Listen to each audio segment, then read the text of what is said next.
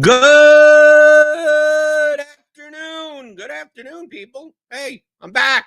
I'm back, people.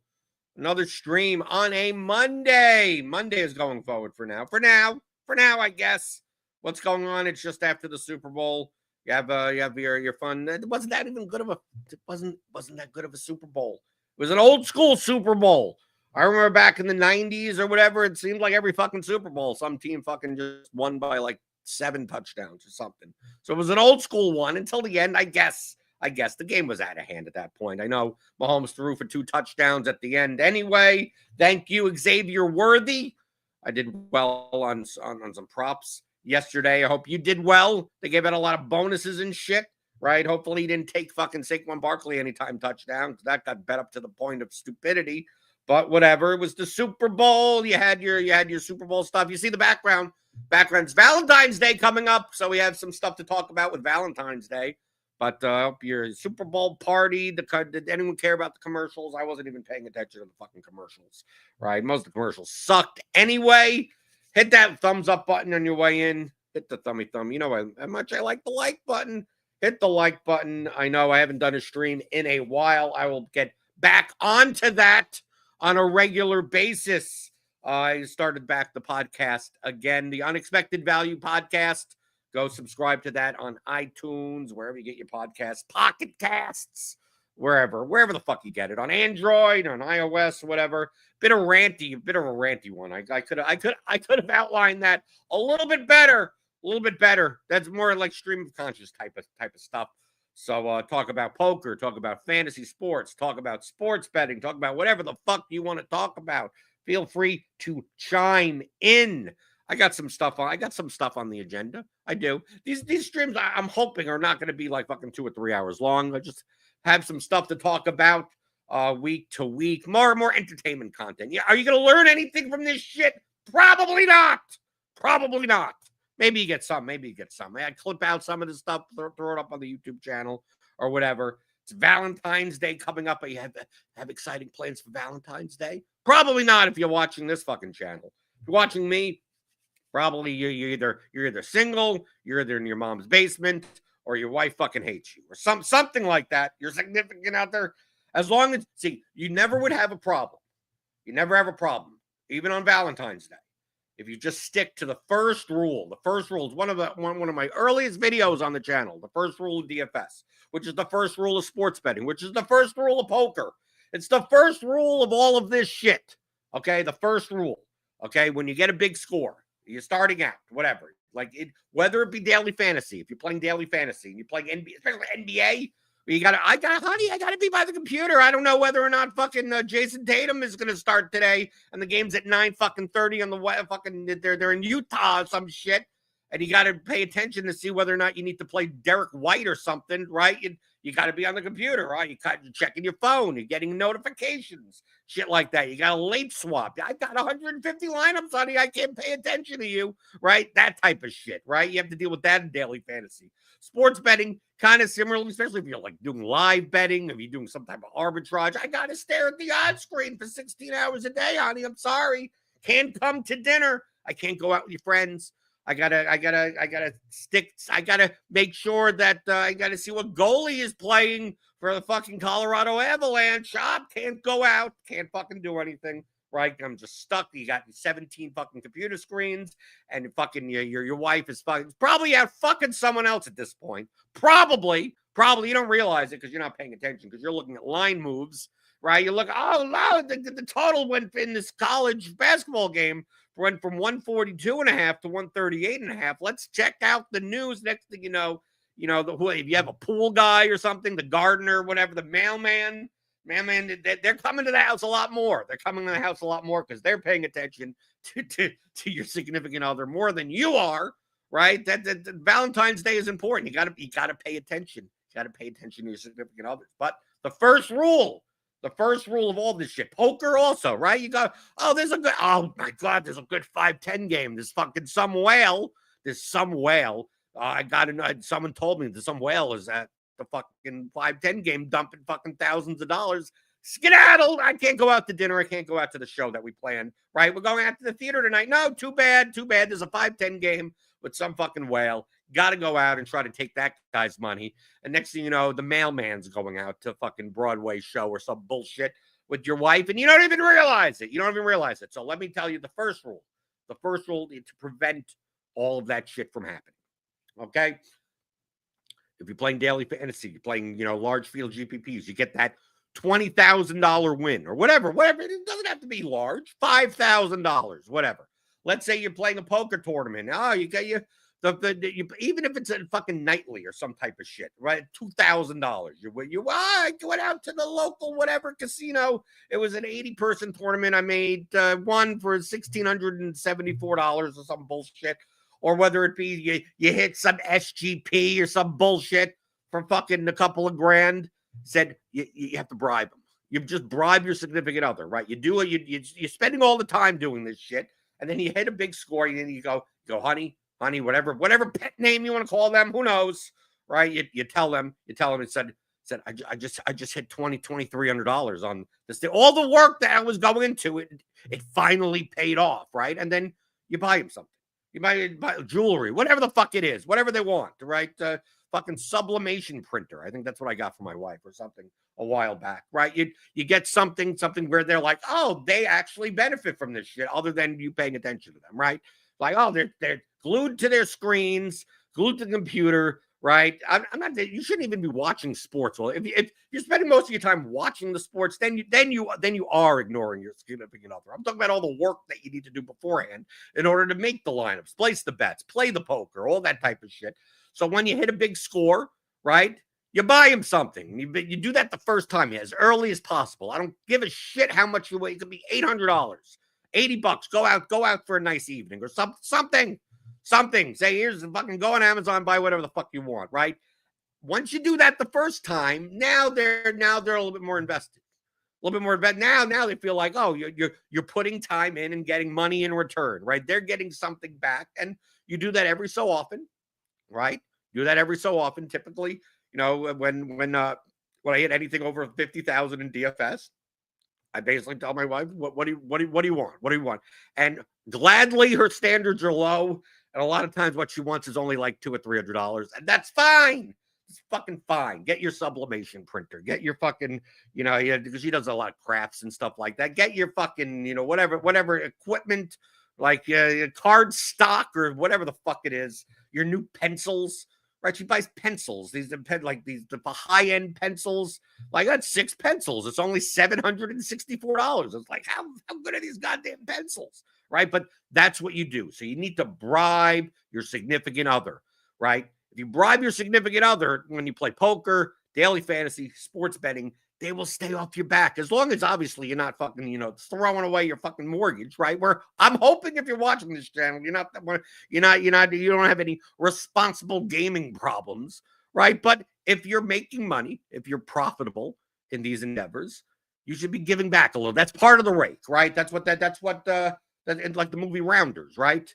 Women are the rake, right? Isn't that a line? Like whatever the worm guy says, right? Ed Norton, right? You played that guy, right? Right? He said, in the game of life, women are the rake. They're the fucking rake, right? That's what they said. And of course, Matt Damon's character is like, who's the fuck's they? Who said that? Right. But really, women are the rake. Women are the fucking rake. So make sure you do that. So it's Valentine's Day. You could take off. If you haven't done that yet, just fucking take off the 14th. Friday's coming up. Fucking go out. Fucking, you don't need to. This will always be around. That's one of the things that maybe I'm built different, right? I'm not a no days off person. I'm a days off person. I'm like, if you don't have an edge and you want to live your life, right? Fucking go and take a day off. You don't have to play every fucking slate in DFS. It's Sunday for NFL. I know there's only like fucking 18 of them. And you're like, I'm not feeling it. Or I'm going to go out and I'm going to spend time doing something else with my life. Fucking take a day off. Perfectly fine. I know sometimes, especially in the beginning, you get in the back of the head. It's like, well, like even right now as I'm doing the stream, there are edges, there are sports bets, there are stuff, line movements. There's stuff going on. There's a bonus bet being offered or something that I didn't see yet. You could spend 24/7 doing this shit. And then what's the fucking point of doing it? Because next thing you know, it's 30 years later, you're by yourself and you haven't lived any bit of life whatsoever. Yeah, I have plenty of money, but the fucking I'm not happy or anything. So feel free, take a goddamn day off. Take a day off on Friday. Go out, go to dinner, do something, stay home, watch a movie, whatever the fuck it is. Right? It's Valentine's Day. Fucking pay attention to other people in your life. Right. So that's my advice on Valentine's Day. I'm gonna take a look at some. If are there gambling gifts for Valentine's Day? I have no idea, but we'll take a look in a second. But let me get to some of the people in the chat. Keith is here, member of the channel. I don't know why he's still a member of the channel, but feel free to support the channel, become a member. There's really no member privileges over there. You get the little fucking highlight and some icons or something as of now. Right. When it maybe gets bigger, when we get past 5,000 subscribers, maybe I do some members only stuff. I know. I'm doing this shit. I'm doing the podcast. I'm doing these streams. I'm doing these videos, like play it by ear. Right. I try to come up with a schedule, but it's like whatever happens. Right. This is not the primary way that I'm making money, but it's just making sure my name is still out there. Right. You go on Roto Grinders. I'm no longer doing the Roto Grinders Today show at 11 o'clock in the morning, but I am doing SimLabs videos Monday, Tuesday, and Wednesday for either NBA or MLB, and then obviously NFL when that comes back.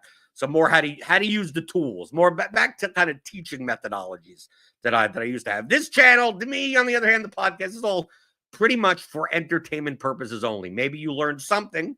Maybe there's little tidbits here and there, but it's mostly entertainment shit. Mostly me just coming on, ranting and raving. Old school. This is old school. Getting back to my fucking roots. This is what I used to do back in 2015, 2016. Getting on. And then if there's some teaching stuff, I don't mind teaching anything, right? You can always go to theoryofdfs.com. You can get my courses, right, for DFS, right? What happens if value opens up on 9 p.m. on Valentine's Day? Well, don't do that. Okay, value up. You shouldn't have any lineups. Don't have it. Just don't fucking play. Just don't play on Friday. Just don't.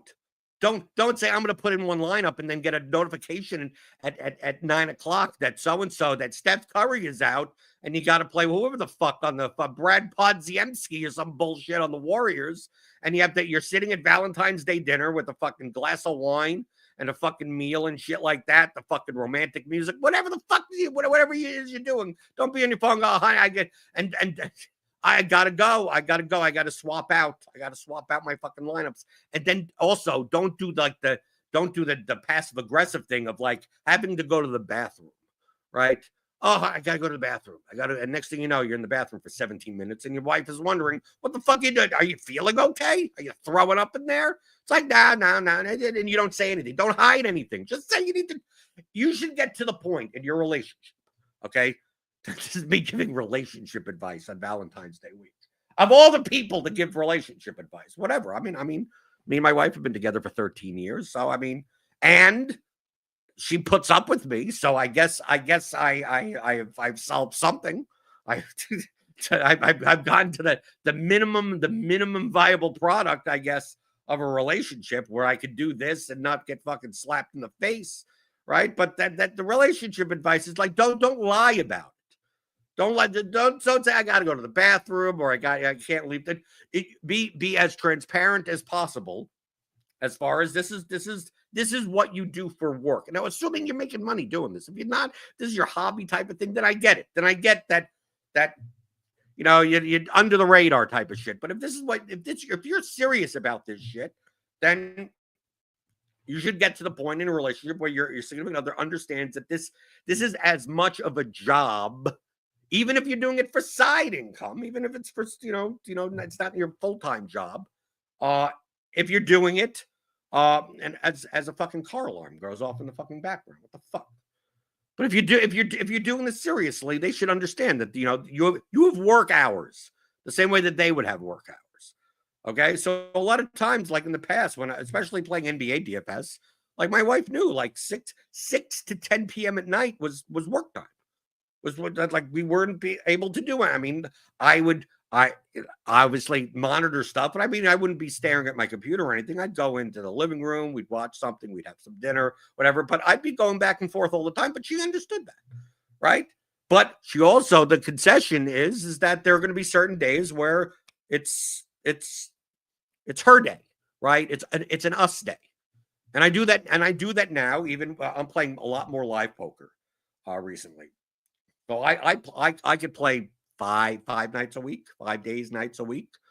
in general. And I do stuff in the afternoon now. You know, I play prop bets and all that type of stuff.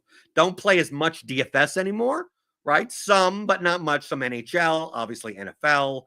When MLB comes back, I'll play a bunch of MLB. But you know, I'm a big wrestling fan. She's a big wrestling fan now. We watch AEW Dynamite on Wednesday nights. Okay, that is Wednesday is an us night. So I don't go. I don't. It doesn't matter that there's some fucking big whale playing. It doesn't matter that the NBA slate is overlaying with 12 games. It doesn't matter. Wednesday is Wednesday. We have dinner. We watch fucking wrestling. Right. Wednesday is an us day. And then a lot of times during football season, right? I'd watch football on Sundays, but Sunday night would be like an us night also, right? So a lot of times it would be that. And that like the ground rules are there. So it's like I don't go out and play poker on Wednesdays. I don't schedule anything necessarily for Wednesdays. So that's to make sure that the ground rules are set, but she understands that on a Thursday night, Friday night, it's like I'm leaving 2-3 o'clock in the afternoon. I'm going out to fucking make the donuts. Going out to make the goddamn donuts, and she has her own shit, right? She goes out and hangs out with friends. She has, her work hours are kind of all over the place now also. So sometimes she's working at night, sometimes she's working the mid-afternoon, sometimes she's working till 4 a.m. It really depends. So we have this give and take of like, okay, here are the ground rules, right? Like I'll make sure to do this then, and then before I leave on like Fridays, I do a lot of the chores, do some grocery shopping or something like that, like making sure that stress-free. She's all, that she could work her, her job. She works from home and doesn't have to clean the dishes, doesn't have to, it doesn't have to vacuum the living room if it needs to be vacuumed. All that, I take care of all that, right? Take out the recycling, take out the garbage, do all that type of shit. So yeah, so happy wife, happy life. So that's what I would recommend. Let's see. Anything in the chat while I was ranting and raving. Tyler Jackson says that girlfriend, soon to be fiance, is getting a ring out of this, so she ain't complaining anymore. There you go. But her next gift is a down payment on a house. She's learned to accept being locked in at night during NBA. One of the main reasons I don't play NBA anymore is because of that, right? It's just a pain in the fucking ass. And it's not like that's like the only edge that's available. So it's like, yeah, there's an edge in NBA DFS. Yes, there is. But I mean, there are edges all over the place. So I got fucking 50 hockey props. I don't give a fuck. Right. So there's something there. The people play best ball. I don't play best ball, but there's edge in best ball. If you want to devote your time and money there, that's perfectly fine. There's so many places. Look at how many people are doing these pump and dump meme coin, shit coin. There's shit there also, right? If you want to play that game. Right? Who holds the bag last? And hopefully it's not you. If you want to do that, okay, there's shit there. There's edges all over the place. Okay. Oh, Jesus. Let's see. Anything else? Rant Jordan is the best, Jordan. Yeah, I mean, whatever. Oh, yeah, you're right. There's no games on Friday. It's the All-Star break on Valentine's Day. I did all this ranting and raving. There's not what DFS exists on Friday on Valentine's Day. Is there any? Is there fucking every? It's a free square then. We got a free square, people, for our relationships. We got a free square, right? So don't tell. Hey, if you have a wife that's thinking, if you go, you got to do this. You got to play DFS instead of go out for Valentine's Day. And she finds out there's no fucking sports going on. Yeah, that's the end of your fucking relationship. You're fucking. You're down in the fucking dirt. Oh, let's see. Tyler asks, how much am I doing RG content now? I just said that before, right? I don't know if that question was before I answered. So on RG, on Roto Grinders, in afternoons, it's a recorded video. It's not a live show. So by around 2 o'clock, I will be doing Sim Labs videos. So essentially just going through Sim Labs and saying, let's build a lineup or two. What does Sim Labs say about this slate? Right. And that's the simulation stuff that Roto Grinders has.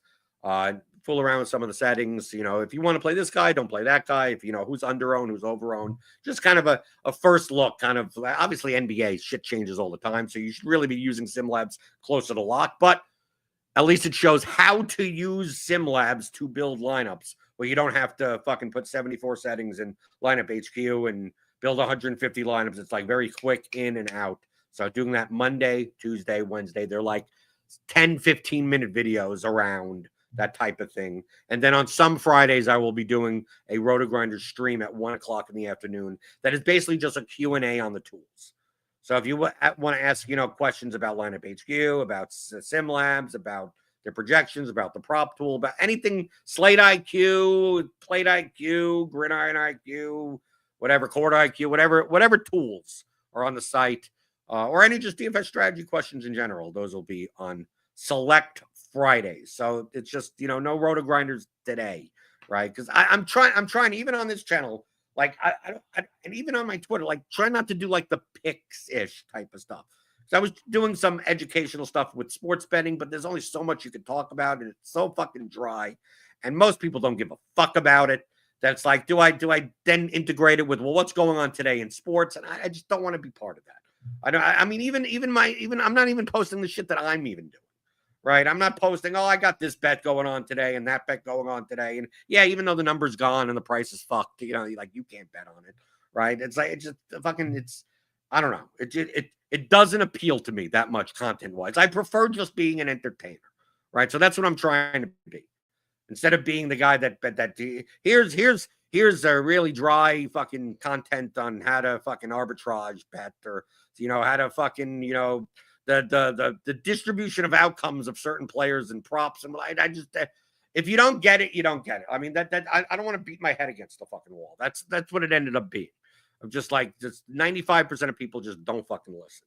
Right. And just, you get tired of doing it. Oh, how'd you get Mark Goon on the pod? Yes. The Theory of Hungry Horse Poker. Yes. Yes. I watch Mark's content all the time on Hungry Horse Poker. Exploitable. I mean, that's the way you really should be playing poker. Exploitable. Right, exploitative, in the same way that I played DFS. Right, I'm not looking to play an equilibrium strategy in DFS. I'm looking to exploit. If this guy is way underowned, I'm going to play more of him. If the guy's overrun, I'm going to play less of him. Right, that's what you should be doing. That's the more profitable way to play. Right, so a lot of times these GTO. Are you playing GTO or are you playing exploitative? Well, there's no such thing as GTO. There's no such the game theory optimal. You want to play in a way that no one can exploit you. But what happens if no one is trying to exploit you? Well, shouldn't you be trying to exploit other people then? It's like, a third size pot bet on this board is the highest EV. You can't be exploited this way. It's like, yeah, but what if you're playing against the guy that will call a 2x over bet with a fucking worse hand than yours? That has like fucking 8% equity. Fucking bet that amount. Well, what bluffs do you have there? Do I need any bluffs? The guy isn't even paying attention to how many bluffs I have there. All I know is that the guy with ace king on the ace 10 7 board when you have pocket tens is going to call a fucking pot plus size bet on the flop when you lead into him, and it's going to commit like fucking 35% of his stack. Like, just bet it. Just do that. It's like, well, what bluffs do you have? Doesn't matter. Doesn't matter because they're not thinking about what bluff. They're just looking at their hand going, how do I fold ace king to a donk here? Right? They just don't. They just don't. Well, you can't donk because you can't balance it. You're playing 2-5. You're playing against someone that's playing fucking VPIP in 57% of their hands. Right? And they're only raising with premiums and only opening with premiums. So it's like their range is like this. And your range is like that, and you know exactly what they'll do. Like, they're not folding. They're just fucking bet. Someone else at the table will notice that, oh, yeah, well, that's obviously fucking nutted hand. Yeah, so you don't do it against them, right? You don't do it against them, but against someone that's going to call you. I mean, a lot of that type of stuff is like just fucking common sense. You don't have to go into GTO Wizard and go, well, actually, you shouldn't be like a GTO Wizard says that in this spot, you only donk like 8% of the time. It's like, yeah, against these ranges, against fucking competent people, but against some fucking idiot, the fucking just fucking you get three bet. You're like let's say it's you raise under the gun with fucking tens. You get 3 bet by some bad player that fucking whatever, some whale, some with ace king. It's heads up and the board comes ace 10-7. Instead of check raising, I mean, like, let's say it's a 2-5 game, and let's say there's at this point there's like a 130 in the pot, and let's say they only have like 600 in their stack. It's like I want to get this on 2 streets. right? You could check and have them bet and check raise, and then they may actually fold to you because a lot of times your image tends to be tighter, right? And they're who knows, maybe they don't fold ace king there anyway. But I mean, a lot of times it's just like on ace high boards are just obviously they're under bluffed, but they don't realize that your opponent doesn't realize that. Doesn't realize that, and they're probably not going to. You're probably not going to make that much money if they have kings or queens. Maybe they bet small once and then they shut down or something. Maybe they do something like that. But if they have ace king, they may not give you all their money on a check raise. But if you just donk into them for 150, right? They call, and if it bricks on the turn, just jam. Just fucking jam, because now you've set an SPR for at under 1, and you just jam, and you're done, and you get the money. Where are your bluffs? You have no bluffs, but it doesn't matter. They're not thinking like that. How do you balance your bluffs there? You don't. Against someone else, then you can play a much more balanced strategy. But in that spot, I mean, you kind of do whatever the fuck you want. So that's why your Mark Goon on Hungry Horse Poker, typically deals with exploitative strategies of like this is how the game actually plays in reality, not in some fucking computer.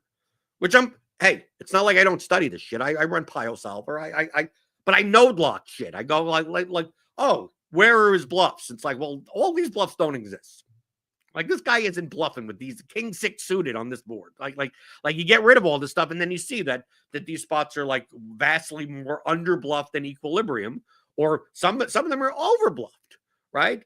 Some players don't realize that obvious flush draws with no showdown value are over bluffed a lot of times at the 1-3 and 2-5 level.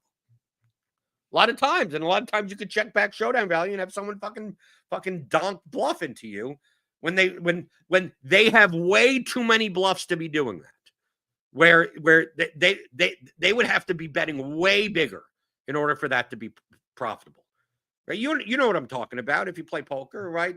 The obvious flush, the board comes like 10-8-4 with 2 spades, and they check and call twice on a board that changes dynamically. So let's say a king comes out on the turn, and then a queen comes out on the river, and you're against the pre-flop raiser who bet twice, and then they donk fucking bet for a half pot on the river, and then you just call him with like overpair or something like that. You call him with top.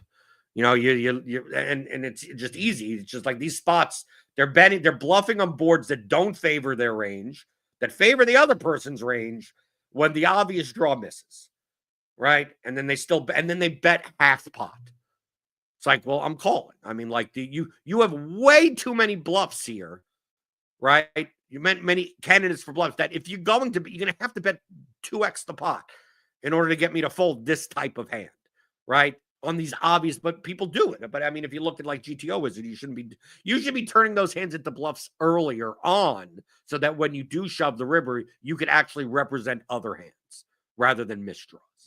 So that's another thing. Like if you just look at equilibrium, you'll see that some of these spots exist way more than others.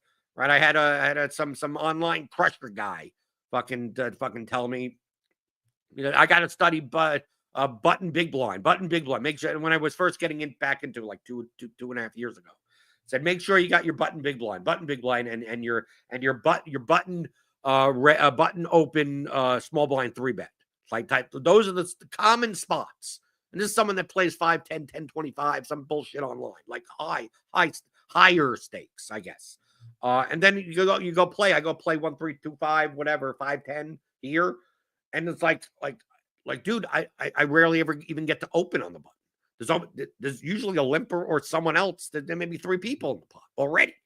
And then it's like, well, have a button open versus small blind 3-bet. It's like, dude, there are games where it gets folded around to the button. I'm in the small blind, and the guy fucking limps in on the button.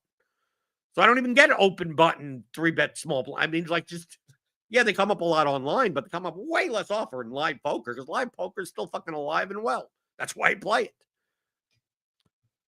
Oh, let's see. Anything else going on in the chat? Anything else? Yeah, what does Neil say? The best thing is that 95% of people won't understand the strategy Mark lays out in his videos. I also enjoyed your Crush Live poker call. Oh, thank you. Even though I don't think I played that hand correctly. I think in general, I should be in a 4-bet pot when check two, I should be betting that board. Right? At a 1.5 SPR. If it was 4 or 5 SPR, then that's a different story. Like the check back, like conceptually, like I tend to learn by concepts, right? Not by like specific type. Do you do this, just in general. So in general, protecting your check back range more is more beneficial when the SPR is high than when the SPR is low. So that's just a general concept. So really, on that call where I check back kings on the Queen Jack 8 board or whatever the fuck it was, at a 1.5 SPR, like, am I getting the money in? No matter, I'm kind of at 1.5 SPR. I'm probably getting the money in if a brick comes on the turn anyway. So getting it in on the fly, it's not going to change that much, right? That yet if it was a 5 SPR, then that's a different story. Then if you get all the money in, you're probably no good, right? In most scenarios, unless you're up against someone that's like bluffing with two, like ace 10 of diamonds or whatever, combo draw type of hands. So yeah, yes, I did end up inducing a guy to bluff twice on the turn in the river, and made the max in that scenario. But in general, at low SPR in a 4-bet pot, heads up in that spot, probably betting something on the flop, because I'm just going to get called by way too many hands. A lot more hands that I beat regardless, so I should be getting value there anyway. But that was the general purpose of the call, of like what that check back, and Bart's attitude was that basically at low SPR, there's some value in inducing bluffs or getting protecting check back ranges, but not when the pot is bloated to this extent pre-flop. So that's it. Of course, you look at the comments and people are like this guy's just talking as if blah blah blah. He thinks he's the greatest thing ever. Blah blah blah. Like, well, that's how I learn. I talk stuff. Here's my thought process. I want to see your feedback, and maybe I stick to like, no, I like doing that, and I got this, and blah blah blah blah blah. But I learn more out of it than anyone else, so I'm less likely to check back those types of hands and those types of spots now versus just betting it out. Okay, so what are we good? I tried. I'll throw it up on the screen. I tried looking for Valentine's Day gifts, for fucking gambling gifts. I really can't find much, right? Because most people, if you go out to the casino way too much, like you play poker too much, you probably live in your mom's basement or something. You don't have a girlfriend, right? I saw this. I took a gamble on you. Now I'm all in. Okay, a little poker. Imagine if I got this for my wife, she'd be like, "Why the fuck did you get me this?" Like, it's sweet, but I mean, what is she gonna do with a fake fucking poker chip? My wife would be the type of person who's like, does this have any monetary value? If it has any monetary value, I will trade it in for cash. But no, it doesn't have any monetary value. What else? What else is here? Lucky casino bag. Is this a Valentine's Day gift? I enjoy romantic walks through the casino straight to the slot machine. Yeah, don't probably don't get this. I mean, this is if you got this for your significant, if you got this for your wife or something. I mean, number one, like my wife doesn't fucking go to the casino. But yeah, this means that your wife has a fucking problem. Your wife's a degenerate. Fucking and even if you're a degenerate, you don't like parade around your degeneracy, right? I guess. Right. That's why I never understand like lucky casino bag. Like, who buys this stuff? This is my lucky casino. Do you take it to the casino? Right? I have no idea. Right, you got the dice, you got the slot machine, you got the fucking drink, the poker chips, and the cards. Right? There's nothing here. Like, I looked for like fucking Valentine's gambling gifts. There's nothing. I'm not retired. Gambling is hard work. No, it's not. I mean, who buys this stuff? Who the fuck buys any of this shit? I mean, really, I'm scrolling here. There's nothing. There's some cute Valentine's gifts. I mean, this is just like, this isn't gambling. This has nothing to do with gambling. A couple's Valentine hotel package, but it doesn't matter. There's not Valentine's Day dinner. And none of this unique Valentine's Day gifts for men. I don't care about men's gifts. I care about women's gifts. Funny DIY gift. No, there's nothing. I would thought there would be more. Valid hearts set. Is this hearts? Oh, this is RPG dice. Okay, this is for your if you're nerds and stuff like that that play that type of shit, sure. Custom Valentine's Day scratch off lotto ticket replica. What the fuck is this? This is like some type of fake sweethearts love to win. Match 3 hearts and win the prize in the prize box. Is this an actual? Oh, this is a replica script. I mean, yeah. Because you write your custom met. Okay, so how the fuck do you do this? So you write it underneath and then you put it. Do you have to print? Oh, you have to. Oh, I got it. You put in the custom message, right? My scratch off. So you put the custom message. It's like, oh, what happens if it's like on Valentine's Day and it's like it's your wife and it's like I'm pregnant or something, or like I'm. If this was like Maury Povich or something like that, like it would be like I'm sleeping with your best friend. Your best friend. Oh, only 30 characters. I slept with your best friend. Okay, let's see. I slept with your best. Like that's what. See, that would be funny, right? I wouldn't do it, but I mean, in theory, this would be hilarious, right? I slept with your best friend, and they just scratch it. Oh, look, I matched this, and what's my prize? My prize is that found out that my significant other was sleeping with my best friend. If you have any best friend, if you're watching the stream, you probably don't have any friends, so it doesn't matter. I think so. What else? What other custom messages can we put in here? In the lotto replica ticket. Product is for entertainment purposes only. Yeah, well, of course. Can I buy one for the bit? I mean, it's $13.99. What custom message would you put here if you got this for your wife, for your husband, for whatever? It's mostly men watching this. I mean, come on, let's be realistic. What would be a good message to put here? If you gave this, I mean, would this even be a good gift? If I gave this to my wife, like, what the fuck did you get me this? And she'd be more inclined to see, why isn't this a fucking real fucking scratch off? Does this have any monetary value? I mean, I taught her well. So it's like, what would the custom message be? Like, hey, I thought about you. Right? I thought about you. I imagine I thought about you. About you. That good enough? That good enough? That good enough? That's my general demeanor. I thought about you at least. Is that good enough? That I thought I had a passing interest in your presence. Is that good enough? I did it on the 14th of February. Is that good enough? Is that good enough for you? I don't even know what the fuck you'd write in here. I guess someone that likes, I mean, if you're going out with someone that loves scratch offs to this extent, yeah, I don't know. What's the appeal? I mean, I go to Kroger. I see people line up, buy fucking lotto tickets and scratch offs and stuff. I don't get it.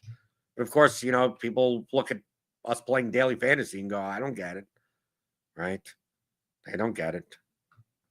Right? Betting on the fucking color of the Gatorade in the Super Bowl, I don't get it. Then someone's sitting at a slot machine just pressing a button. I go, I don't get it. I don't fucking get it. So I don't know. We can't find any fucking Valentine's Day gifts.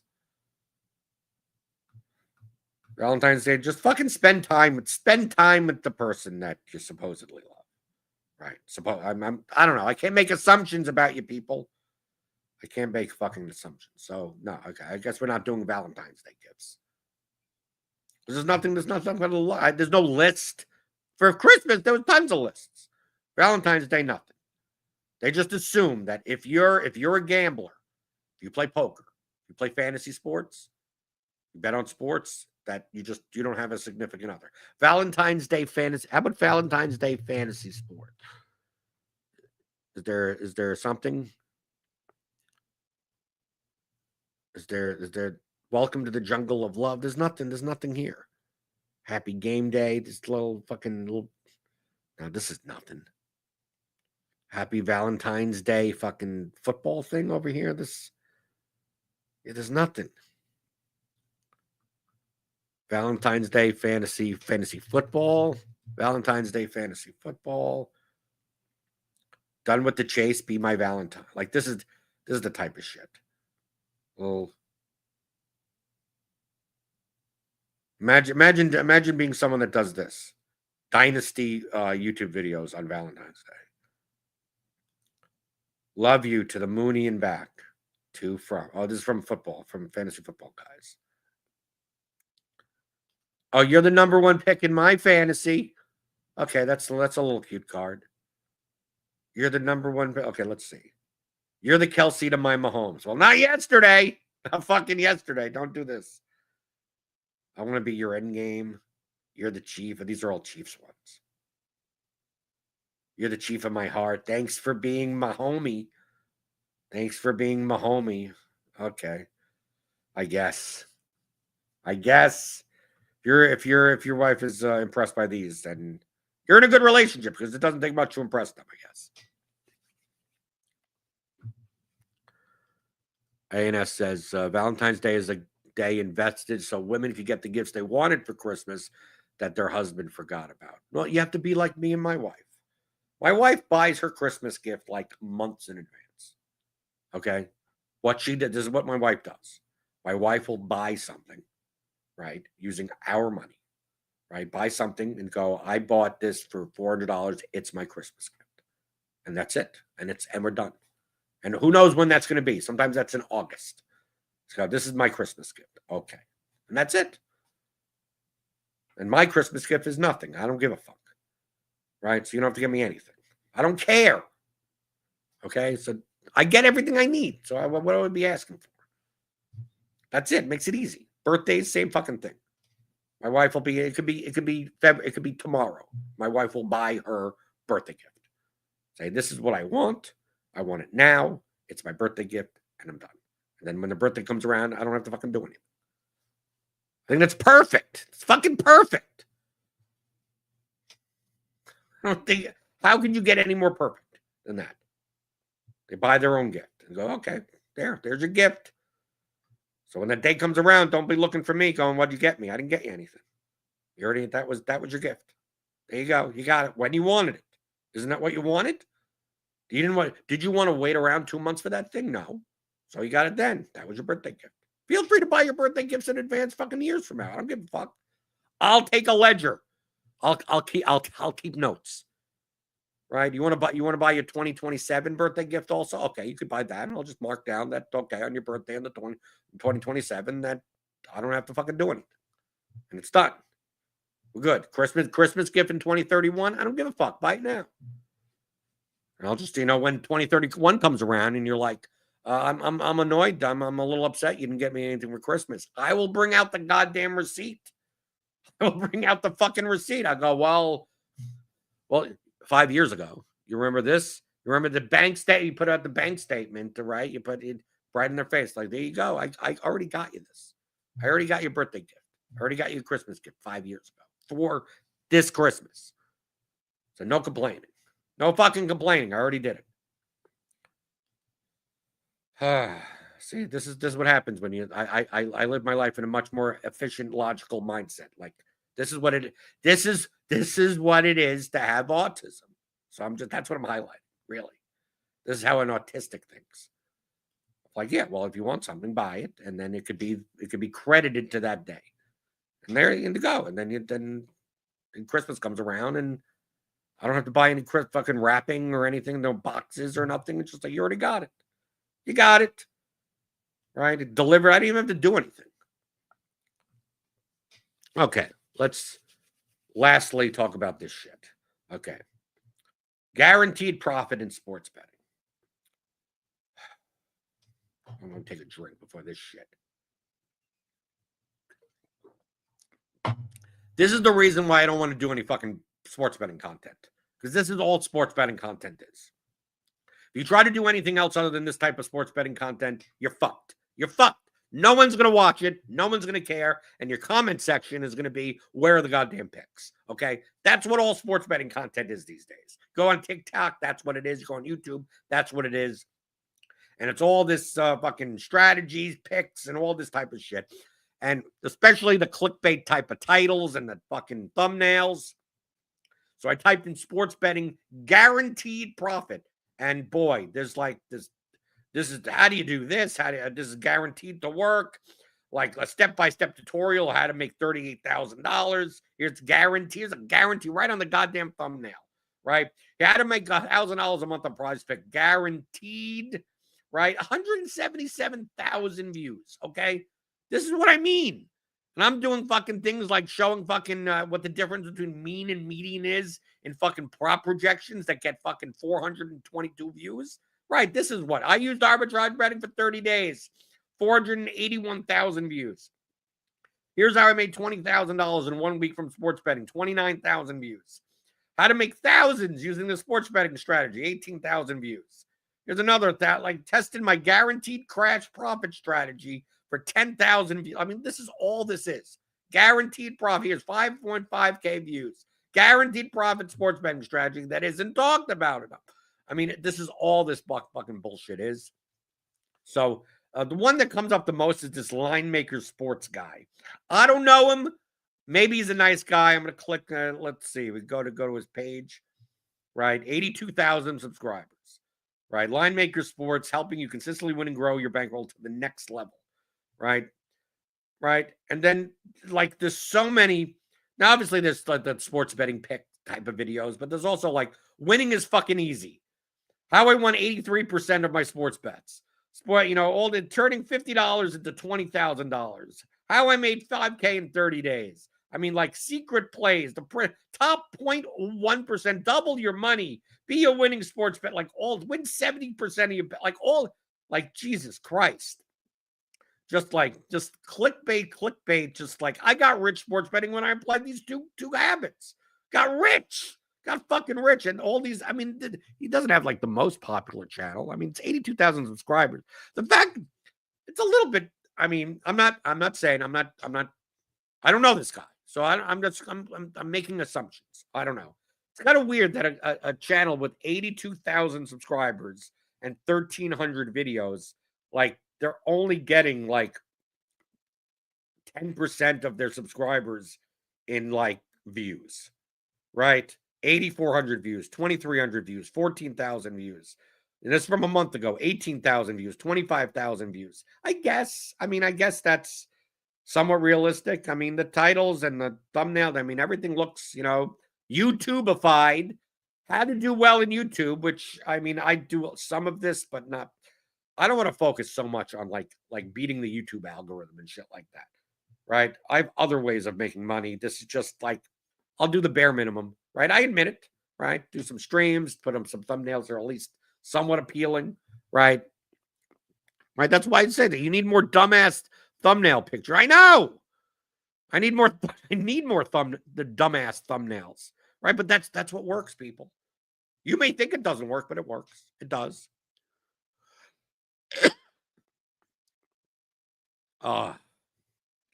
If you're talking about guaranteed profit and don't know how to arbitrage, I don't want it. Now I'm hoping now the thing is that if these videos about guaranteed profit, quote unquote, is about arbitrage, you find minus 130 on one side, plus 150 on the other.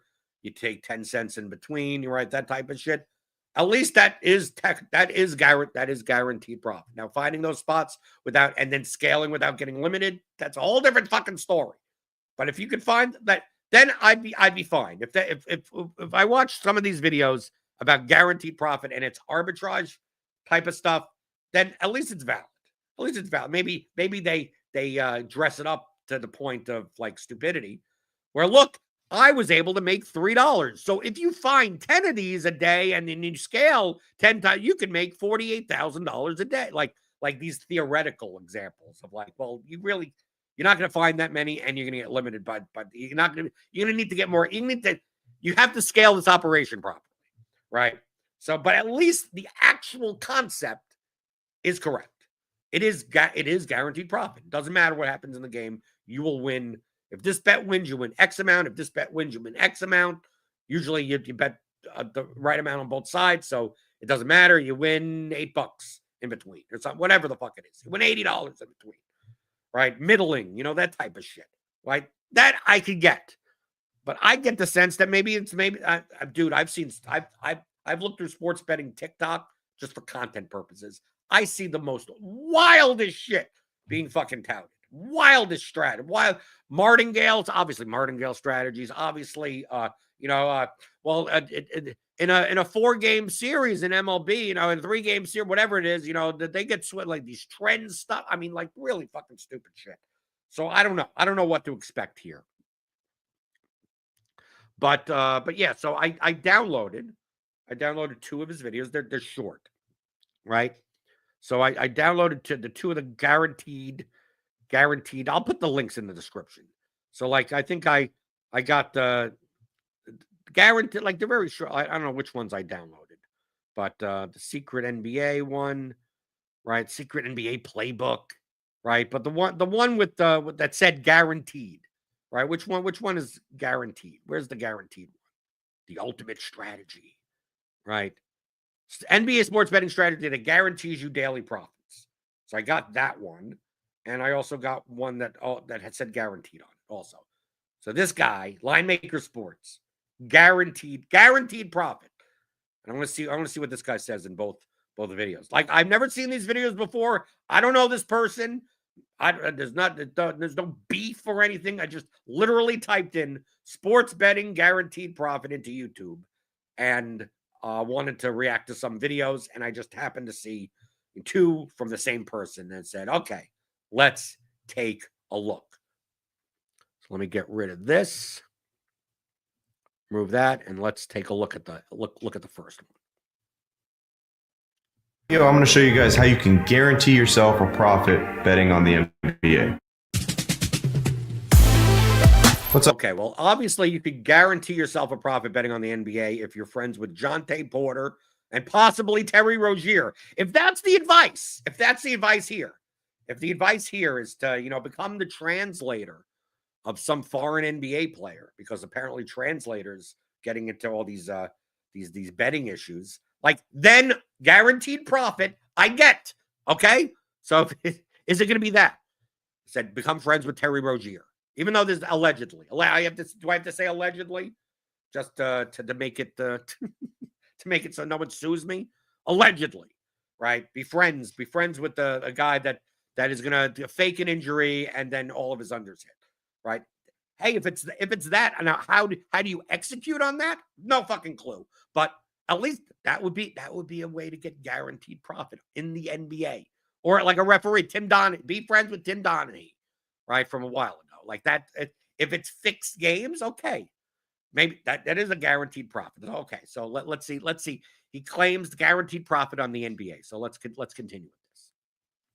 What's up, guys? I'm Frank with Linemaker Sports, and this channel is dedicated to making you a more profitable sports bettor. Now, if you guys enjoy these videos, make sure you guys smash that like button. Also, make sure you subscribe, because once we reach 100,000 subscribers, we're giving away $10,000 to a lucky subscriber, and it could be you. Now, it could be me. That's the guaranteed profit. Is that the guaranteed profit? Can I be 100,000? Well, they haven't gotten there yet. They still have 18,000 subscribers to go. I'd like to get $10,000 for guaranteeing $10,000 for, well, I mean, one of 100,000 subscribers or whatever. So yeah. So maybe that's the way. That's the way I get my money. My guaranteed profit. Let's jump into this NBA strategy. It's 2 easy steps. Okay, it's always easy. The steps are always easy. You never see a video or anything like that where it's 2 incredibly difficult steps. Like, it's just 2 steps, but they're really hard. Because you also never hear like it's only 17 easy steps, because then that doesn't sound easy. But 2 or 3, right? 2, 3, 4. It's the 3-step solution. They're so easy. It's all easy. There isn't. It seems like all the steps are about as easy as the others. It's not like there's one easy step and one incredibly difficult step, right? I would like to know the difficulty value of every step. So if you have a 5-step solution, I want to know, like, is the first step pretty difficult, but then the second and third steps are easy? The 4th step is like moderate, and the 5th step is go fuck yourself. I mean, like, what is it? It's always easy steps, never incredibly difficult steps, because they want to hook you in. It's like too simple, easy, right? Anyone can do it. Even my grandma could do it. Let's say, maybe I've seen those types of videos. Here's a strategy even my grandma could do, right? Let's see.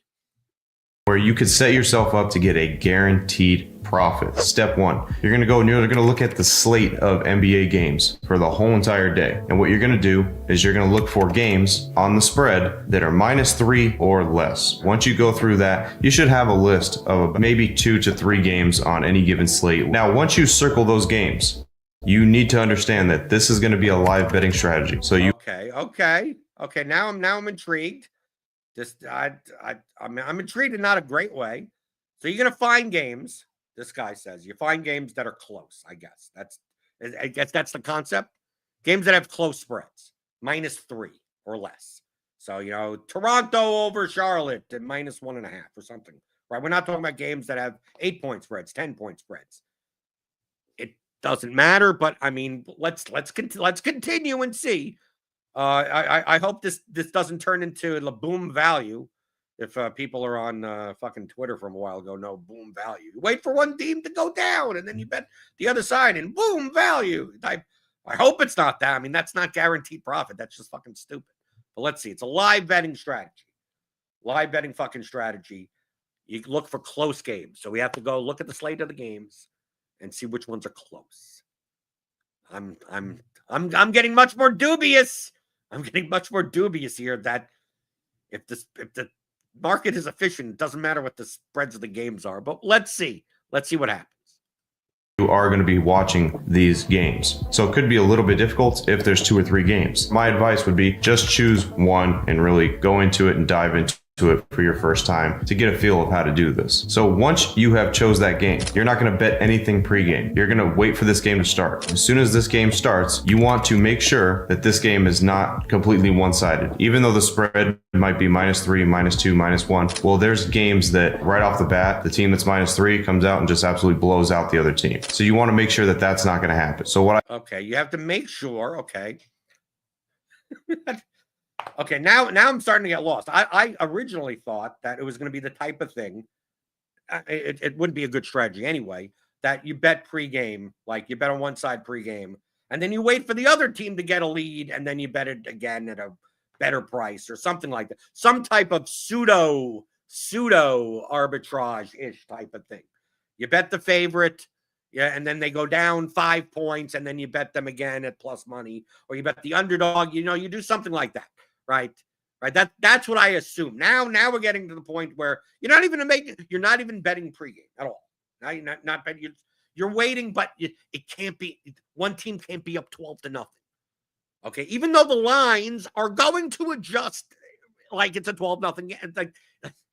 Like this assumes that like for whatever reason that the market wouldn't be like at least reasonably efficient, even in live betting that. Like if a team's up 20-0 or whatever, that you got to throw it out. You got to throw what's the difference? Maybe you'll tell me. Maybe they'll tell me why once the team goes up 15-2 or something, or it's the second quarter, it's 42-17 that I got to look for a different game. I don't know. I don't fucking know, but let's see. I usually suggest is waiting about 4 to 5 minutes into the first quarter before diving really into it. Whoa, only 4 or 5 minutes? Only 4. How much can a team go up in 4 or 5 minutes? I mean, I thought he was talking about like, okay, it's a fucking blowout, right? I could see maybe there's some type of strategy that involves waiting until the mid-third quarter and a team is up 32 points or something. Like, okay, maybe there's something. Maybe I could think of some things in my head that maybe there's something there. But 4 or 5 minutes. 4 or 5 minutes of what? So a team's up by 10-0, 12-2 or something. I mean, like how much can you really go that up in 4 to 5 minutes where it wouldn't be at least somewhat where the starters are playing and it would be close enough? Okay, this seems odd. Let's see where this is going. Now, once you've waited about that 4 or 5 minute mark and you see that these two teams are playing pretty even, they're not really playing lopsided, then what you're going to want to do is you're going to want to place a bet on the team that is at plus money. So for example, they might be plus 140, plus 130, plus 120. You're going to put half a unit or a unit. Now, once you have okay, which one? Half a unit or a unit? Like which one should it be? Just put whatever. Put whatever amount of money. Put whatever your unit size, even though I'm not a big fan of fucking unit sizes. So you're going to wait 4 or 5 minutes. to make sure it's not lopsided. Even though, like, in 4 or 5 minutes, the game could be close. Like, this is what I don't get. There are plenty of NBA games. There are plenty, motherfucking plenty of NBA games where in the first 5 minutes, the game is what? 12-8. The game is 15-11. The game is 8-7 and low score, whatever.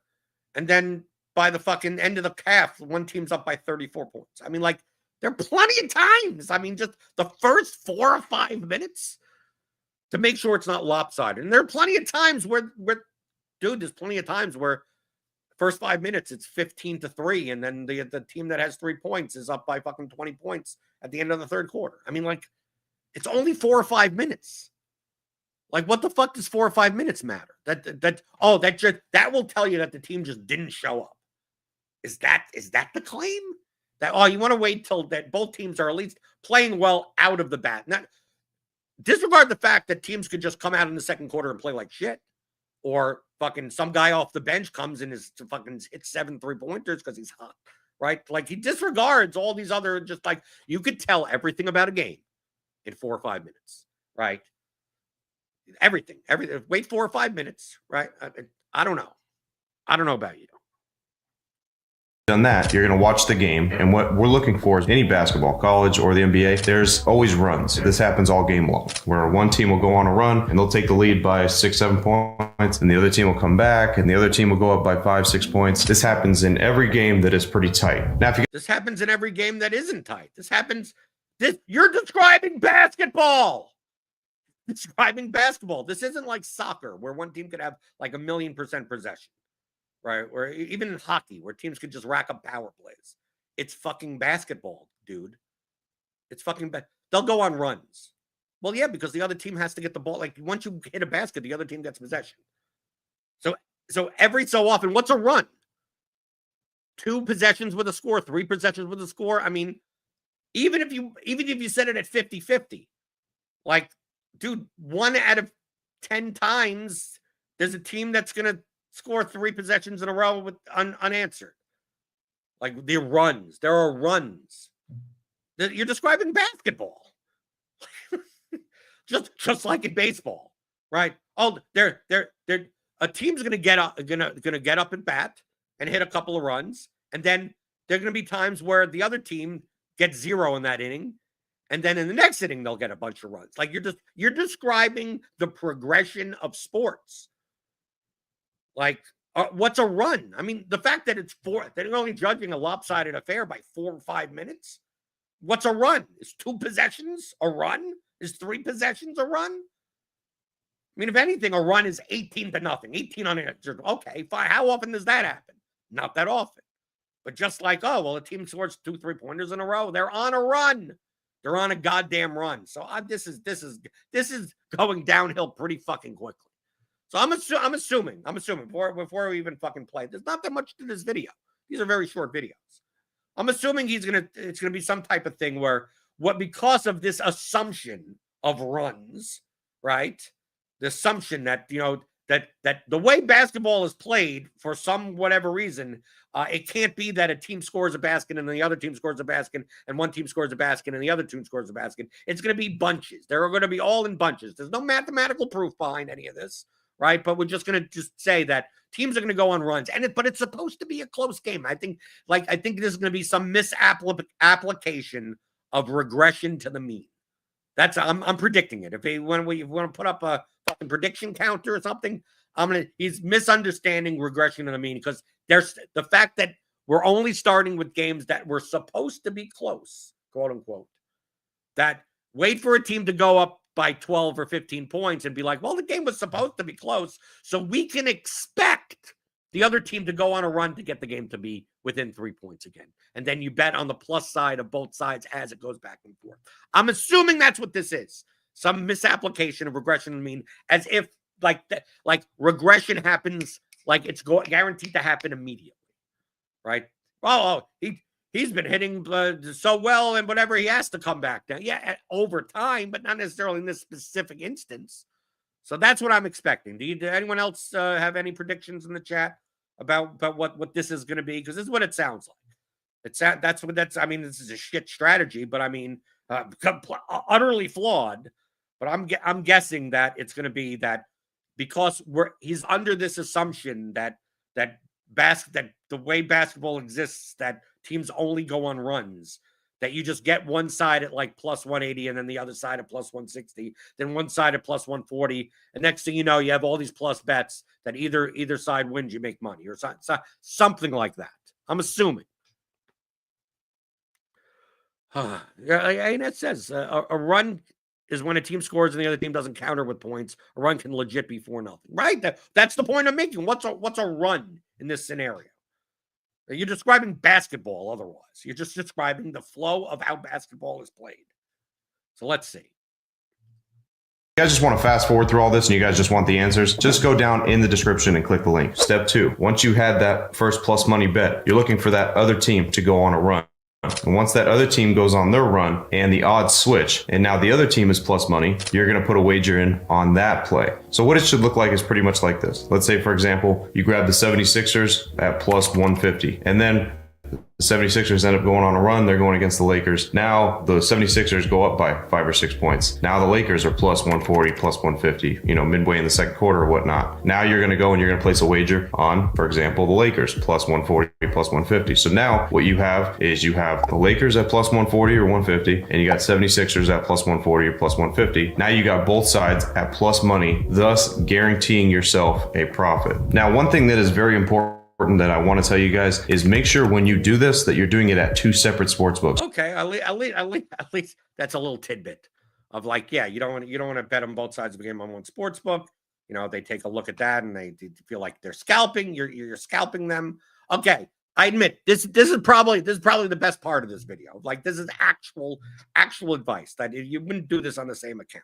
Okay, but the flaw in general, other than the fact that his face is fucking blurry because I paused it like this. The fact is that it's under the assumption that these runs happen and you don't get burned when there's not a run. When there's not a run where the other team, where you're betting someone at plus 150 and being able to get the other side at plus, that it happened, it switches all the way in reverse. Because I have not done any mathematical analysis, but I'm assuming that if you throw this in and look at the flow of basketball games, that they're going to be insane amount of times where the team that is down, right, never becomes the team that is up, never becomes plus money at all, ever, right? It just goes on and on and on and on, right? So that, like, waiting 4 or 5 minutes in the game is like this assumption that, well, this game is close, so we have to expect it to be close at the end. It's like, well, one team goes up the first 5 minutes, one team goes on a 6-point run, and you bet them at plus 120, and then you wait for the other team to be a 6. But whatever, that never happens, right? What happens if that happens late in the game and you're still not able to get, like, you understand these markets, maybe they're not the most efficient, but the EV of a bet is based on the time. It's when you bet it. It's when you bet. It's quite possible that you bet that plus 150. And it's much more profitable to bet minus 220 on the other side because they should be a minus 400 favorite, right, on the other side. But you're waiting for them to come on the other way and bet like dude. And then you also have to get the fucking bet amounts right. Also, imagine you do that multiple times. Like, I'm gonna bet $150 on this side, waiting to bet $150, 110 on the other side at a plus 170. And it just never happens. So next thing you know, you're stuck with a bet that probably had like a 6-7% hold, and you're just eating those. Like, you're gonna eat a bet at least 30-40% of the time. You're gonna eat a bet with 6-7% hold, like maybe almost half the time. And these things don't happen, right? And you're paying vig on both these bets. You're still paying the 7%. I mean, it's live betting. I mean, if it was free game, you'd probably get 3.5%, 4.5% hold. And these are because they add fucking you get 25, 30 cent fucking differentials here. So you're gonna have to pay a little bit more hold for the live betting. Like dude, like this we're making all these assumptions of things that, like, you're describing basketball as if the market isn't right on this. and that that it's guaranteed to get your guaranteed regression immediately. Like you're guaranteed, it's supposed to be a close game, which means the other team will go on a run. That isn't the case. And there are plenty of games where one team's a 16-point favorite and fucking underdog just fucking goes on a run and whatever. And the game ends up being a 2-point game at the end. I mean, like there's plenty of those also. So what does it matter that it was supposed to be a close game? I think it's the misapplication of regression. I think that's the main thing, the main flaw of this quote unquote strategy. Right. ANS says it's assuming the market is efficient. So if the line is at -1, the game is going to be close. But the market isn't always efficient. If -1 was efficient, the runs would be more likely. True. Let's continue. We got like 2 minutes left on this. Because sportsbooks don't like it when you are doing this at the same one. It's somewhat arbitrage betting live. So they will end up limiting you or they'll ban you altogether. Now, the only way that this strategy doesn't work is somehow you get unlucky after that first 4 or 5 minutes and you take that plus money team. All of a sudden, the other team just goes on a complete roll and ends up going up by 10, 15, 20 points, and then they never are able to recover that. See, there you go. He just literally mentions the flaw, but doesn't mention how often that happens and how much money you lose on average when that happens. And does that equal or all your profit from fucking everything like that? You only lose if you get unlucky. That's what that said. You'll only lose if you get unlucky. I mean, I could say that about a slot machine. You only lose when you get unlucky. Well, okay, then it's the most profitable guaranteed profit system that you could possibly have. Guaranteed. Thumbnail says so, but you only lose if you're unlucky. If you're unlucky, doesn't describe like if he was like into analytics and showed some type of game flow analysis of the past 10 years of NBA games and blah blah blah blah blah blah blah, and you did this like as a model across the board, meaning that you're betting on like fucking every game and multiple times. You're betting like 700 times throughout like 10 different games. Like maybe there's something there, but this is just all faulty assumption and the assumption of regression.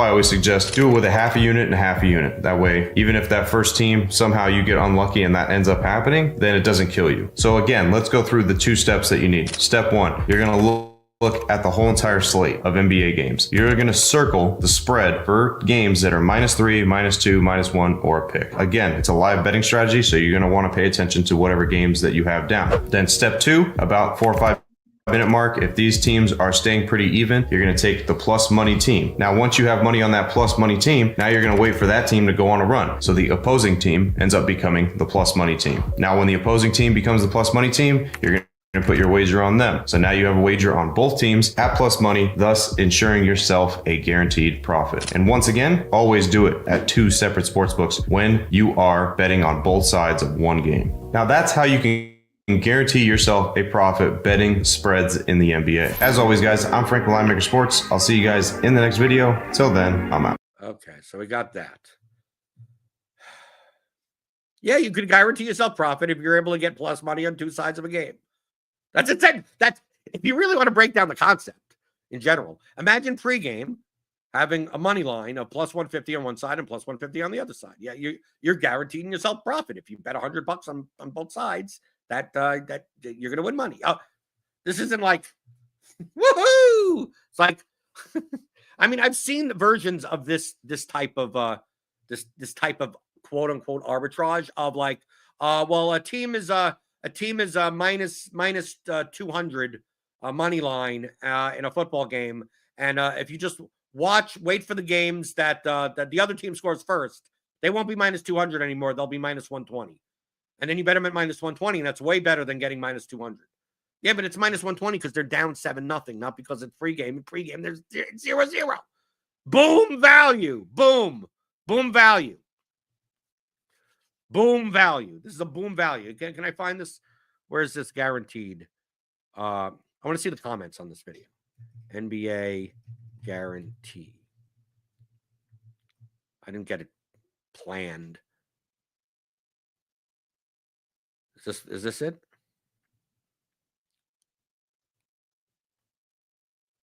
Or is this the same one? This is from 2 months ago? This doesn't look like the same video. Okay. Genius sports betting strategy. I think, let's see. Is this it? Okay. Oh yeah, this is it. Let me look at the comments. Let me bring this back up on the screen.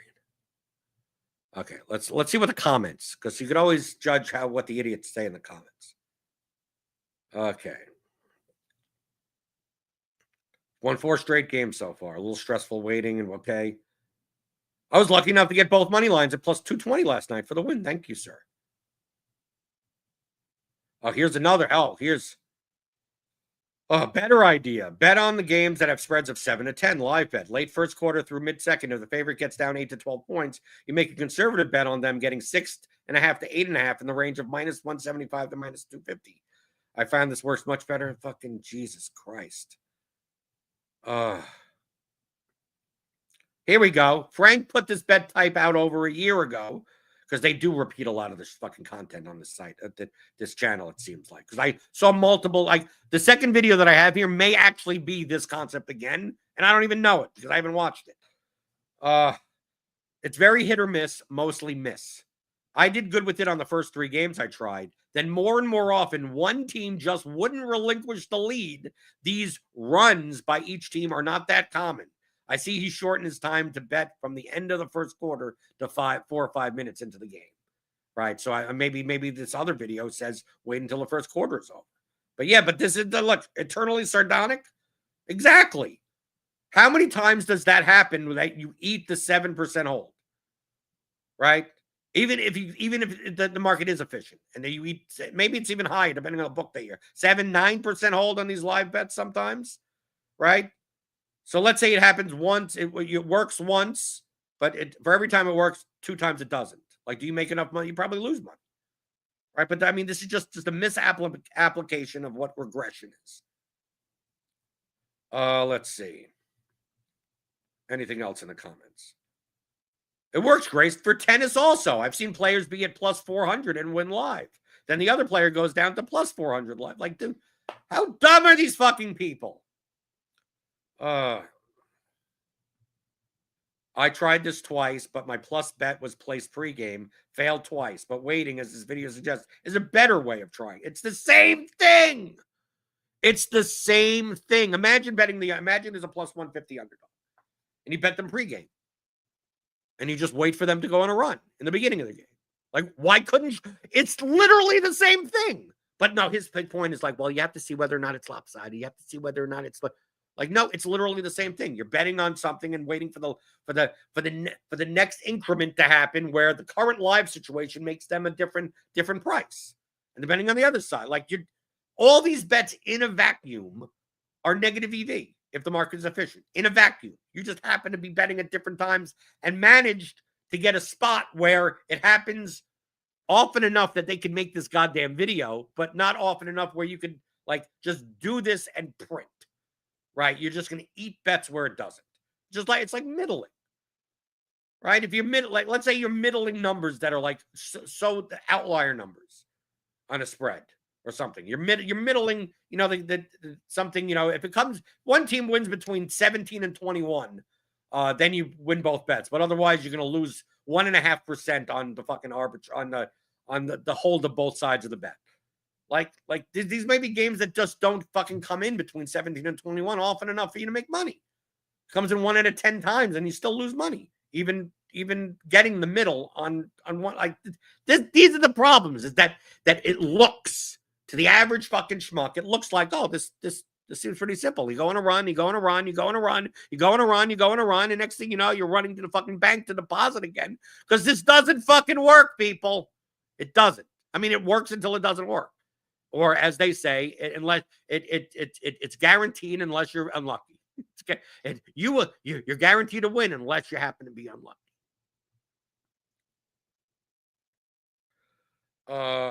Right. It says, okay, but what's your strategy for when you get screwed over and can't get that second plus money bet? It happens a surprising amount of time, even when point spreads are 1.5. Are there any replies here? Facts. That's why I went back to mostly player props. And here one person says, you wait. If you can never get plus, you lose.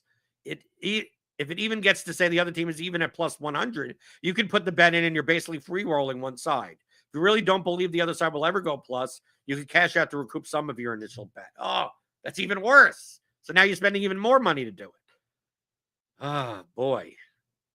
And a lot of these, like the ones that said 12 likes, right? I'm gonna like this. I'm gonna like his comment. There you go. It's mostly miss. Right? But obviously there's like, good idea. Oh, I'd be liking, I'm gonna do blah blah blah. Yippee do, the channel is golden. Thanks, bro. Who knows how many of these are fucking bots? Who the fucking who needs? This rarely happens. Just a comment. This rarely happens. Oh boy. Have you completely lost your damn mind?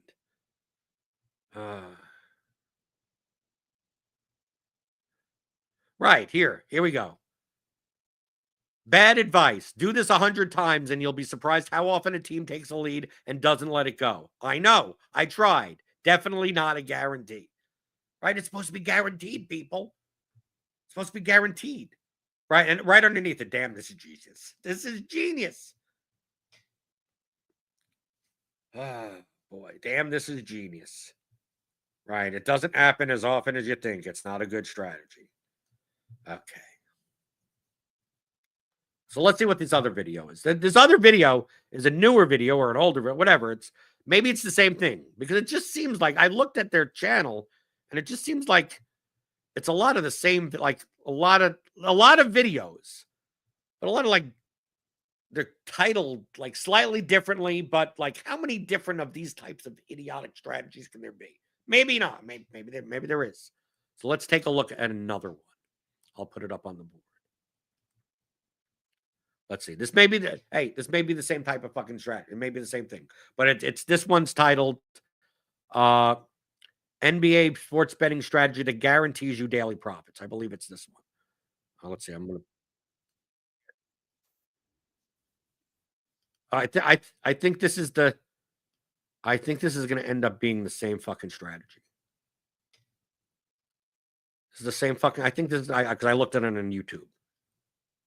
So this may be this. So let's take a look at this. Let's see what this looks like. Strategy will guarantee you a profit when betting in the NBA. Let's get to step one. What you're going to do is you're going to go through any given slate and you are going to circle games that are -1 to -3 on the spread. Same shit. What you're doing here is you're looking different format, for different games settings, that should backdrop, stay pretty close video throughout style. the whole entire game. So once you do that and you circle the games that you have, you will write those games down. Now you're going to be looking at the money lines here. So your money line should look similar to what the example is here if it's a game between -1 and -3. So right here you got the Warriors that are +130 and you have the Rockets with their lowest line at -120. So once you have those circled and you're ready to go and you have those written down, now you can get on to step 2. Now, before we get to step 2, make sure you guys stay for step 5. We got to stay for step 5. possibly Oh, the whoa. most Hold on. important part of this Whoa. entire The other video said it was only 2 easy steps. Why are there more steps now? Is it because this is the super advanced version of this strategy that guarantees me daily profits? That's what it says on the title. Before there were 2 easy steps. Now there's 5. Now we got to wait till step 5. He's teasing step 5. I went from 2 easy steps to 5 steps. Are the other 3 steps incredibly difficult? Right? Is it that? Why are there more steps? I want less steps. It should be the first video should be 5 steps, and this video all 2 easy steps. And then the third video that they do with the same fucking stupid strategy should be 1 step, and the other one should be just delete your goddamn channel because none of these steps work. None of these steps fucking matter. But I don't know why we're waiting for. I'm on the edge of my seat waiting for step 5. Okay, let's see.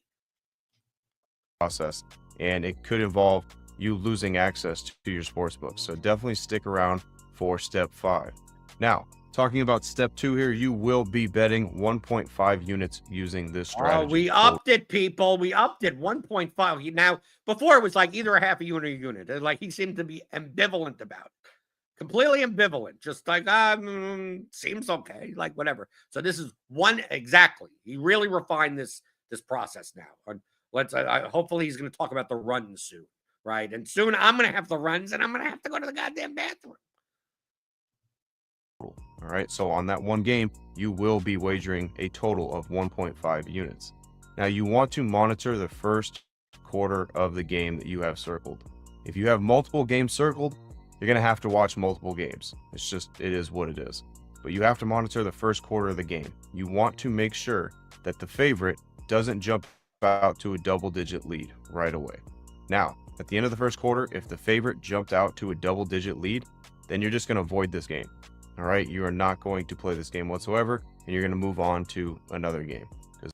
Okay, so instead of 4 or 5 minutes, now we're going to just wait for the end of the quarter.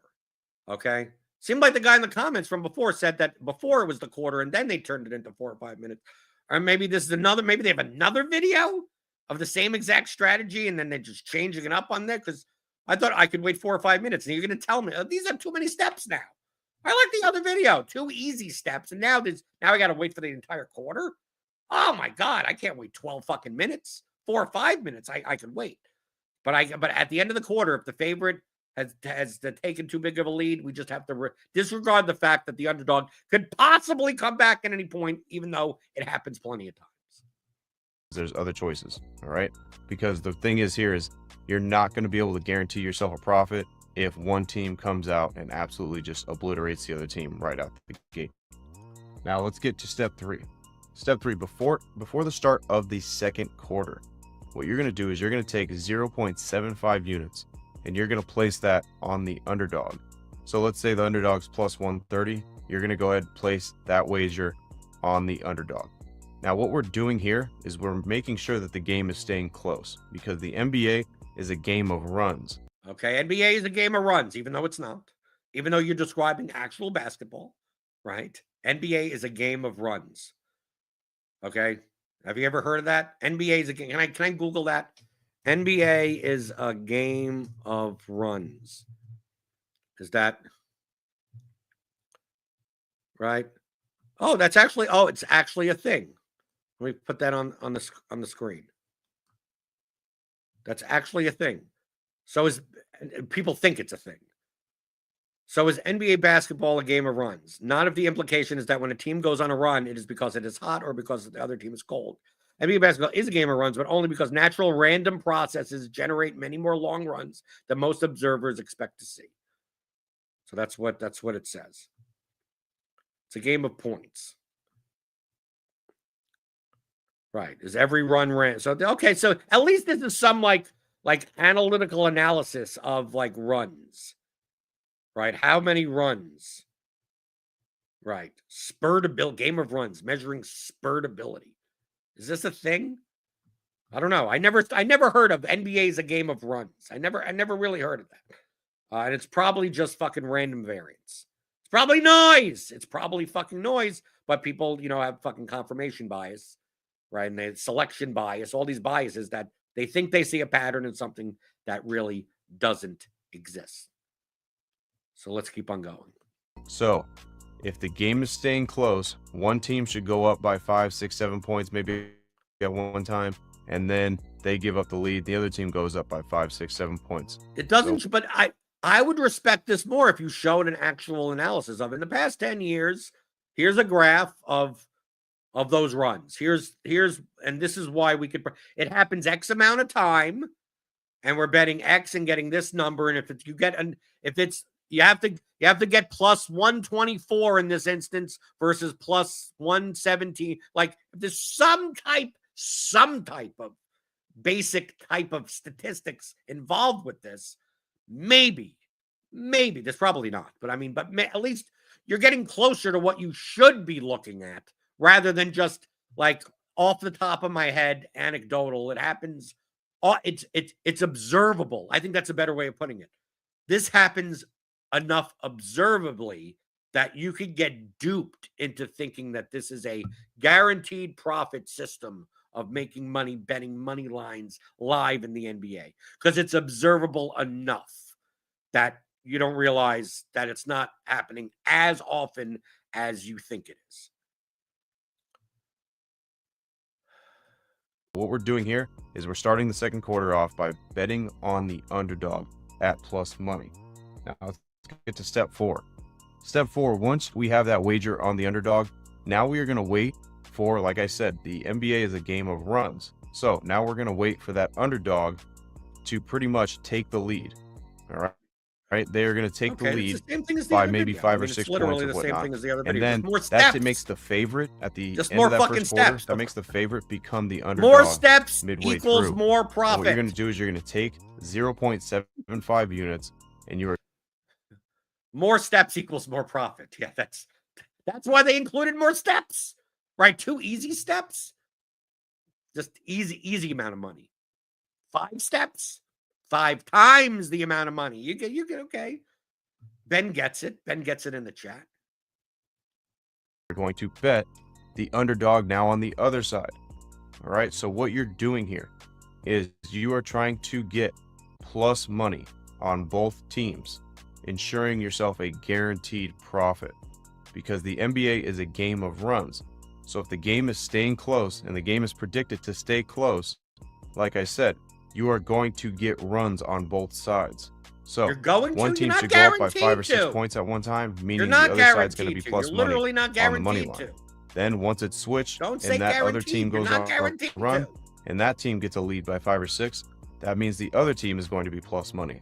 So if you have wagers on both sides at plus money, you will guarantee yourself a profit.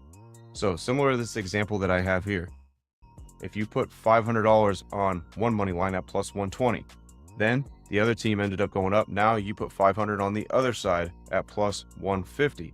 Now you have wagers on both teams, so you cannot lose whatsoever because you have bets on both sides, one at plus 120 and one at plus 150.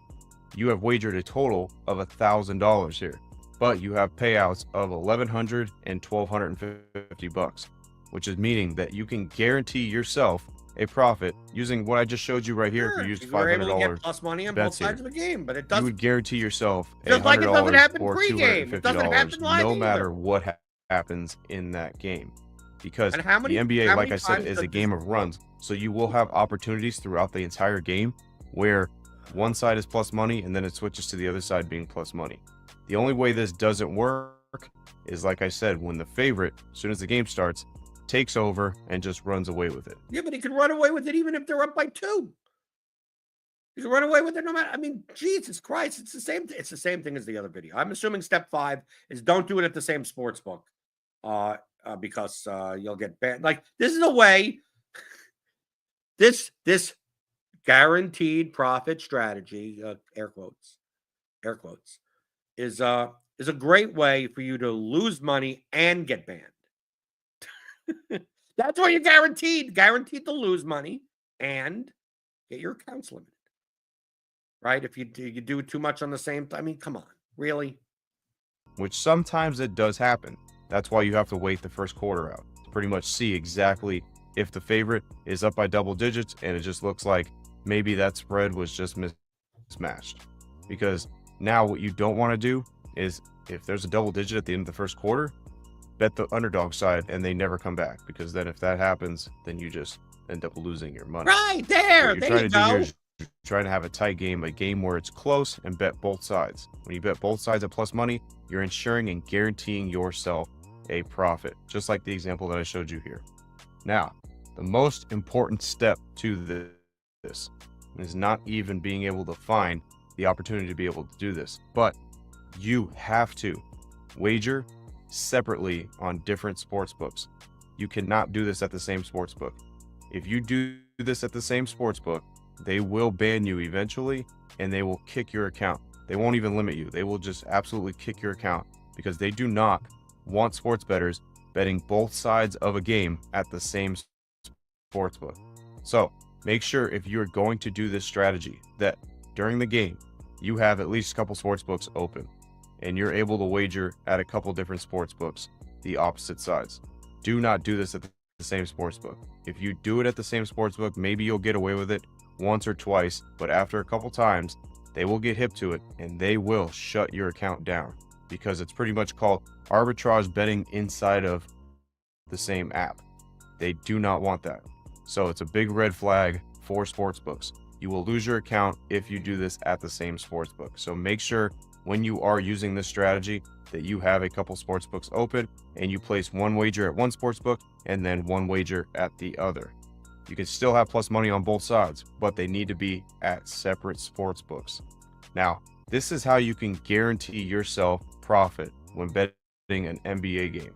I love the way that he had to reiterate like 3 different times the same exact thing of not to bet it at the same sports book, because the people that would actually think that this is a profitable betting strategy are stupid enough that they need to be told that 3 fucking times. What more could this video be? It's the same thing as the other video.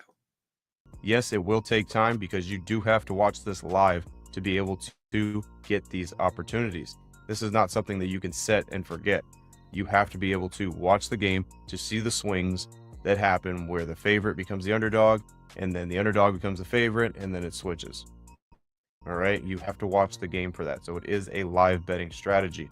So if you guys want to try that, you definitely have to go through the steps that I just taught you and make sure that you are watching these games live, because you have to be able to take advantage of the opportunities.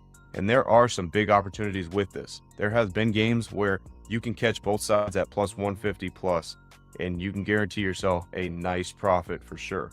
But it does take patience, and it does take the right angles of watching. The right angles of watching. Oh, I didn't. That's the secret. The angles of watching. So whether or not I watch my TV screen from like 90-degree angle or 120-degree angle. So the angle of the television, Matt, that's really the secret here. Okay, let's take a look at the fucking comments. Okay, of this video. It's the same fucking video. I mean, it's the same video. I mean, essentially, it's the same thing as this. This one from a year ago, 81,000 views. And this one from 2 months ago, 25,000 views. I mean, it's the same fucking thing. They're just repurposing the same shit again. But I mean, obviously you have all the stupid people. I can't believe you do this. Thank God I found your channel. But then you obviously you have, what if the underdog stays within the double-digit lead after your first bet? It's plus money, but they never get the lead. Are you out the 0.75 unit bet or whatever? Right? It says here, great strategy, but one question. When I do the step 3, betting the underdog before the start of the second quarter, if I later on the underdog team, I betted on, not good grammar, got smashed by more points later, won't it result in my 0.75 unit loss? Yes. Yes, it would. Yes, it would. Yes. Oh, boy. It's called hedging. Yeah, obviously. One guy's been doing it for years. Thanks for the tips. Right? Thanks for giving us great videos. Right. See here. See, these are the people that actually have logic. Of course, they don't reply to the people that have logic. Sounds good, but can still lose money when the wrong team runs away with the game in second, third, and fourth quarters. So what I want to know is, will the close games of small profit outweigh the few losses of a team that loses with only one-way bet? That's literally what I said before. I said, if you showed an analysis of how often this happens and whatever reason, that if you like, maybe there's some concept that you could possibly glean out of this. But no, it's just this happens observably enough that you could get duped. It sounds good. This is it sounds good as a salesmanship of like, yo, yeah, the game goes, he gets up by 6, they get up by 4, they get up by 8, they get up by 2, and I can bet plus money on both sides. Yeah, that happens often enough. And I'm not saying it doesn't happen at all. It happens plenty. But how about the times where it doesn't happen and you're eating the hold on a one-way bet versus the times that you get both sides and squeak out, 10% or something like that. If you do it correctly, and it actually works out that way. You're probably not, because you're playing the hold on both sides of the bet anyway. So this would have to happen a lot more often than what you would think. And it happens often enough that you think it happens often. So anything else in the comments here? Your GOAT, your great pick, great tips, what a nugget, great content, you're the GOAT. Ah, boy. This is genius, game changer. This has worked for college basketball. It works for any sport. You can do this in baseball. Wait for a team to go up by 1 run in the first inning and then bet the other side. And then wait for that team to go up by 2 runs and bet the other. I mean, you just go, well, you can't do that in baseball. It only exists in basketball. No, it's the same fucking thing. Literally the same thing. Just sounds better because of basketball is a game of runs. And oh yeah, I've seen this. Oh, I've seen it go, whatever. Jesus Christ. All right, you're going to have to put hundreds of dollars down to even make this worth it. And there's no guarantee that the other team will take the lead to get plus money on both sides. Right. I'm going to like that comment, of course. But it'll happen often enough that, especially if you watch this and you did it once and it happened to work, then you come back to the video and go, oh, this is genius. Then you do it a second time and it works again. And then next thing you know, by the 20th time, you've lost money. You got unlucky the third time and unlucky the fourth time. And it worked the fifth time. And you got unlucky, quote unquote, the sixth and seventh. Next thing you know, you started out that it worked 1 or 2 or 3 times in the beginning that you think this is a thing. And next thing you know, it's a month later and you just think you've been getting unlucky as you lose money. That's why they put out content like, I don't know, maybe the guy actually thinks this is a thing. He can't possibly think that. If you did this all the time, you'd fucking know. This is something that he thought of in theory and isn't fucking doing. That's what I would suspect, at least. Sounds good. And then you go and you click on the free picks, and it's not even an affiliate. This is more for free picks, Bet Tracker. I don't know, the Line Maker Sports app. Take you to work with me here application for, I don't know what they're selling, but I mean, this is absolutely faulty logic and it doesn't work. It's not guaranteed. It's definitely not guaranteed. Absolutely not guaranteed whatsoever. This is the guaranteed way to feel like this is a profitable system. And if it works 1 or 2 times in the beginning, you'll be convinced of that anecdotally. And it'll work, maybe 35% of the time. And the other times it doesn't. You lost money on a live bet. Or, you could have won that bet also. They could come back on the other side. So don't do this. So, yeah, that's my review. My reaction to this video. I don't know this guy. Frank is peddling horse shit, essentially. I don't know if he knows better or not, but yeah, this is obviously no good. Is there anyone who legit arbitrage bets live? You can, I guess. It's probably tough. Probably very tough. You can, obviously. There's arbitrage all over the place. You can. You just have to scale up to the point where it's worth it. A lot of times there's arbitrage available, and just unless you're able to get like 10 grand down on the side and shit like that, it's just fucking, it's not worth it. And if you're doing it for low amounts of money, you're going to end up getting fucked at some point with CLV and getting accounts fucking limited and banned and shit all over the place anyway. So I'm not saying that there's legit arbitrage bet opportunities. Yes. Fucking tough as fuck to scale that, to make it worthwhile. Then some people it may be worthwhile. You can probably do it to the extent that you can make, if you wanted to make $50 a day, arbitrage betting in some regard, where you could just literally find 2 sides at the same time, not waiting for one side and whatever, to get, 5 cents here, 7 cents there, 3 cents there, 10 cents here, all over the board. You can do that. You're going to spend fucking hours upon hours doing that, being able to get 100 down, 50 down, whatever, capturing $3 in value, $2 in value, $1.50, like a lot of that stuff, and not still be under the radar and make $50, $100 a day. Yeah, I guess you can. Right. You could also work at fucking Chick-fil-A for like fucking $18 an hour. You could do that, and just that's guaranteed profit. That's guaranteed profit. You could do it that way. So yeah, there are opportunities. How much is it worth it to you? It's really what it comes down to. Is this worth it for me? Is this stream worth it for me? This was a fairly productive stream, right?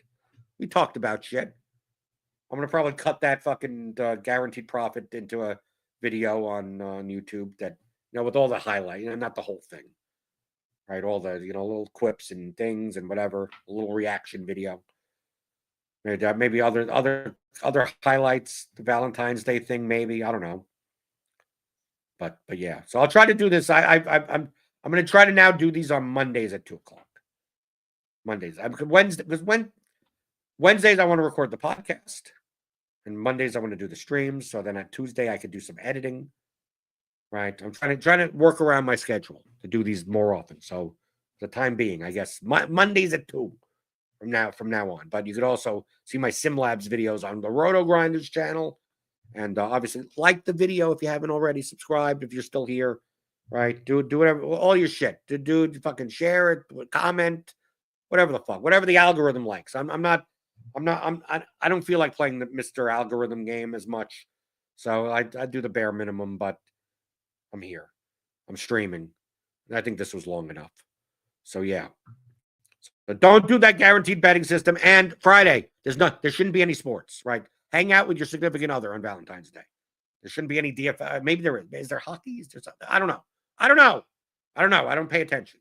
College basketball, is there college basketball? There's got to be some. There's Bulgarian ping pong. You could always fucking play Bulgarian ping pong at 3 a.m. anyway. So yeah, so hang out with your significant other. Happy Valentine's Day, and I'll see you next time. Where hopefully in your pursuit of EV, maybe you get some unexpected value.